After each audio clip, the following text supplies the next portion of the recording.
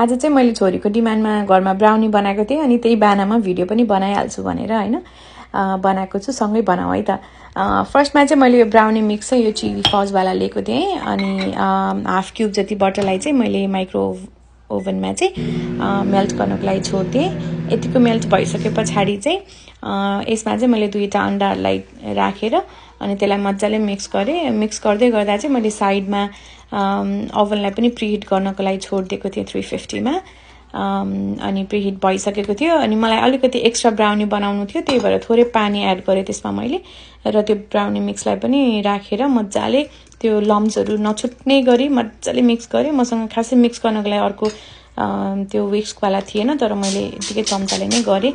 अनि त्यो batter ready भइसके पछाडि चाहिँ मैले एउटा कन्टेनरमा चाहिँ त्यो ब्याटरलाई राखिदिएर अनि त्यसलाई चाहिँ बेक गर्नको लागि छोडिदिएँ।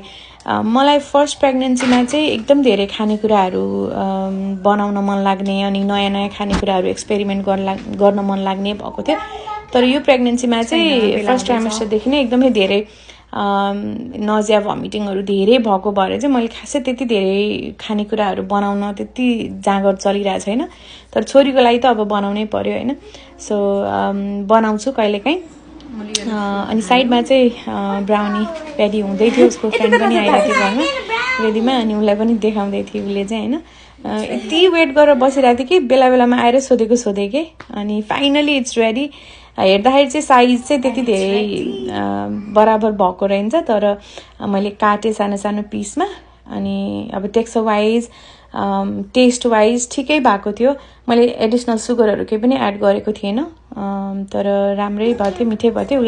उसलाई दिएँ स्पेशली, यति धेरै खुसी भएर खाइरहेको थिएँ।